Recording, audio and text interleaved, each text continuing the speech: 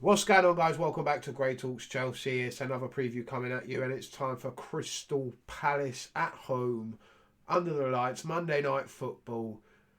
Back to the Premier League after what was a great performance midweek against Aston Villa in the FA Cup.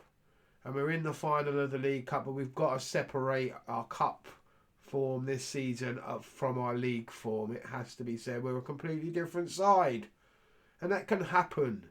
You can have good cup runs and be shit in the league. We've seen it happen to teams like Wigan where they've got relegated and won the FA Cup. But we're back in the league and we've still got a chance because the teams above us have been inconsistent. They've been dropping points here, there, and everywhere, and we've still got an opportunity to creep back up the table if we can win against Crystal Palace, and that's a big if. So I still have no confidence in this manager and in these players to put in performances consistently. Back-to-back performances would be nice to see the same sort of performance we put in against Aston Villa, against Crystal Palace on Monday night. Come out, absolutely dominate them. Creating chances, finishing chances would be nice. I like the way we played against Villa. It looked like it. Well, we looked like a team all over the park, from front to back. The connections were there. Can we keep it up? Can they keep it up? I hope so. Let's move on now to a predicted lineup, and I'm pretty much thinking he's going to go with I'd go with, and what he'll go with will probably be pretty much the same lineup we saw against Aston Villa, barring probably one player due to injury, unfortunately. Yet again, that's rearing its ugly head. Another player injured, and that needs to be looked at still. The players on this injury list, it's a joke.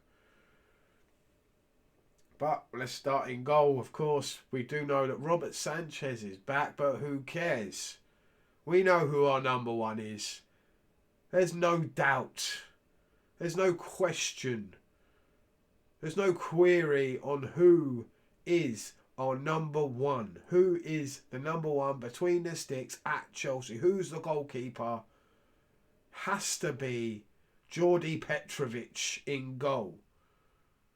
He's been phenomenal since he's taken over from Robert Sanchez. A lot calmer. Yeah, he's conceded a few. Hasn't been his fault. He's made some great saves. Got us through in a cup quarter-final penalty shootout against Newcastle where we really shouldn't have gone through. He's been phenomenal. So he's got to be in goal. It has to be. Has to be him. We have to stick with the fullbacks, in my opinion, of Malo Gusto and Ben Chilwell. They were phenomenal against Villa, and I expect them to be in the starting lineup again, unless something drastic happens between now and Monday night. Centre-back pairing, Axel Disasi, and this is where it gets a bit sticky. I would love to have seen Benoit Badiashile partner him again. They were phenomenal. They were immense. They dominated Aston Villa's front line the majority of that game. They didn't get a sniff. And I'd like to see them back there again, but unfortunately Badiashile has picked up a groin injury and it doesn't look like he's going to be playing. So that's a shame for him, gutted for him, because he looked really good. And you want your centre-back pairing to be together. You don't want to keep chopping and changing. And that's been our major problem this season. Chopping and changing the centre-back pairing. The defence has never really been the same week in, week out. You need consistency in your back five. That includes the keeper. Consistency. If you want to get up that table, you need a consistent defence that can work together, grow together, learn everyone's strengths and weaknesses and cover for them. And unfortunately, Badiashile's out. Hopefully, it's Levi Colwill. They're saying he's fit. Hopefully, if he is, he'd be my choice to be in there. We've got that pace. He's got that pace. He can pass the ball. I think that'll be a lot better against, because we're going to have the majority of the ball. We are. And so we're going to be looking like we're going to be playing a high line. And if we're caught out, you want someone with a bit of pace who can hopefully cover. And that is Levi Colwill. It's not Thiago Silva. Thiago Silva is better when we're having to sit in and defend against the team that's coming at us. And Crystal Palace, I'm afraid, aren't going to be doing that, in my opinion. Not with the players they've got out anyway. I doubt it. I doubt Roy Hodgson's going to say, yeah, let's just go have it at them. Let's go throw everything at them. They're not. They're going to be sitting back, being hard to break down. So they're going to try and break on us and score a goal. So we're going to need, in my opinion, defenders with a bit of pace. And too many times this season it has happened where Thiago Silva's got caught out. And if he is our only choice, then we play him. But if Levi Colwill is fit and he's ready to go, then I stick him in there. If Trevor Chalobah's fit and he's ready to go, I'd stick him in there. I'm sorry, I would.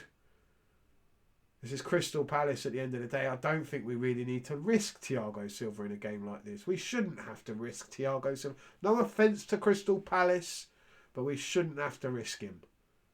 He should be for the more important games and more important times. If we have to shut out this game, if there's only one goal in it in the last 10 minutes, then fine. Bring him on like we did against Villa to shut out the game.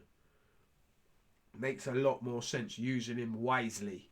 Not constantly using him game in, game out. He's getting exhausted and it's showing. So I wouldn't play him again. No need for it. Midfield picks itself, doesn't it really? Enzo Caicedo.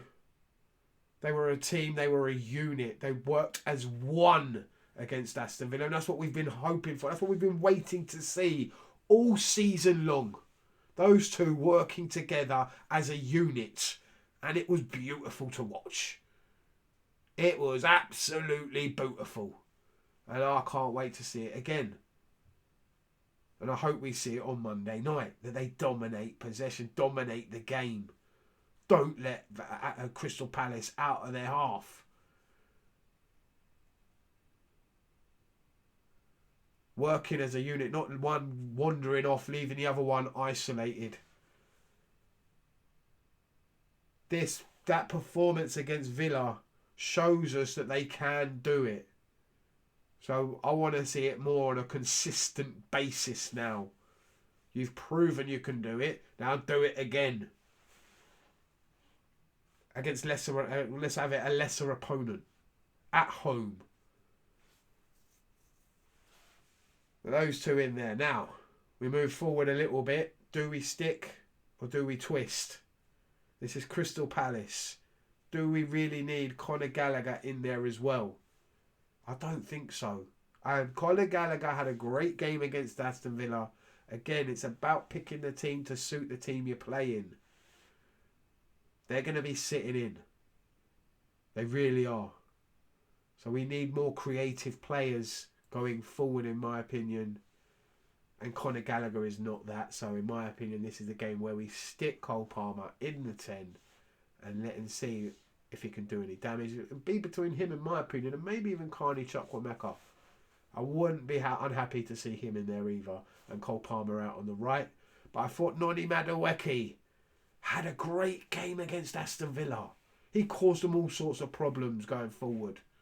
And I'd like to see him get a consistent run of games. Build the lads' confidence up a bit more.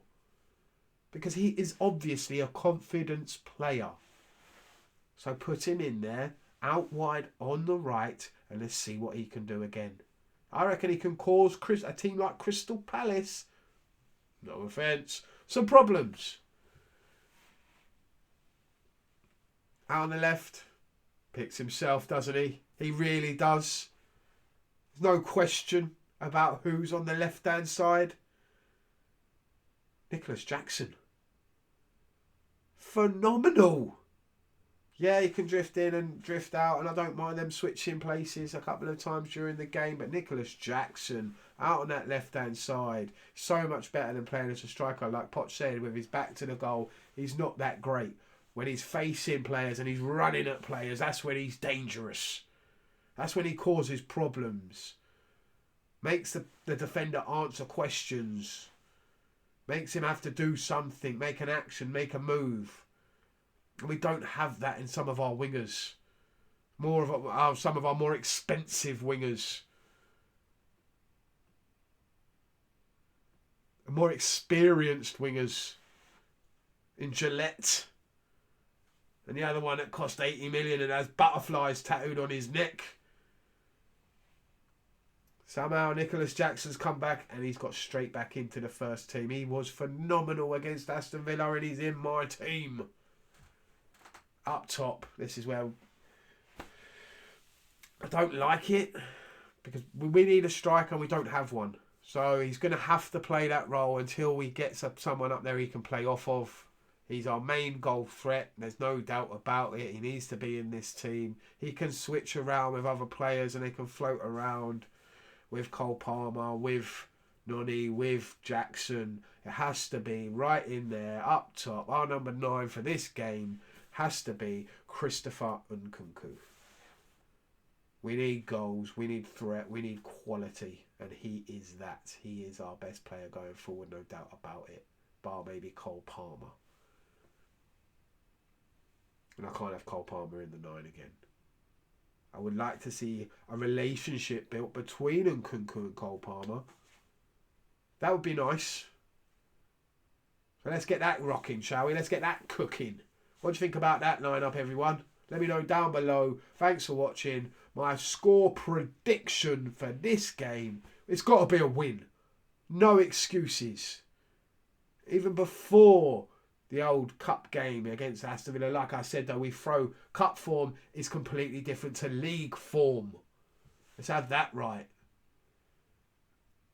And in my opinion, we're going to win. We're going to win. So we forget about the Villa game.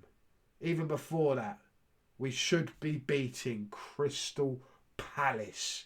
They have been shocking this season. Roy Hodgson, love the guy. He's a legend. Let's have it right. I don't like it when people talk bad about Roy. He's been fantastic. Going on this long in a job.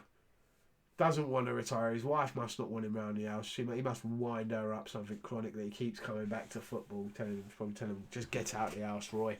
But yeah, they haven't been doing very well. And he's on his last legs as a manager, I mean. He's bound to go soon because they're looking like they could potentially be in for a relegation scrap if they're not careful. So we should be beating Palace. We should be beating Palace. And there's so many of their players, their good players that are out. Elise, Eze, Gurhi. Yeah, some of their better players are not playing. So I expect to win. I demand a win. And I demand another performance like we got against Aston Villa. I'm going to say, yeah, with chest, 3-0 Chelsea. Thanks for watching. I'll see you next time.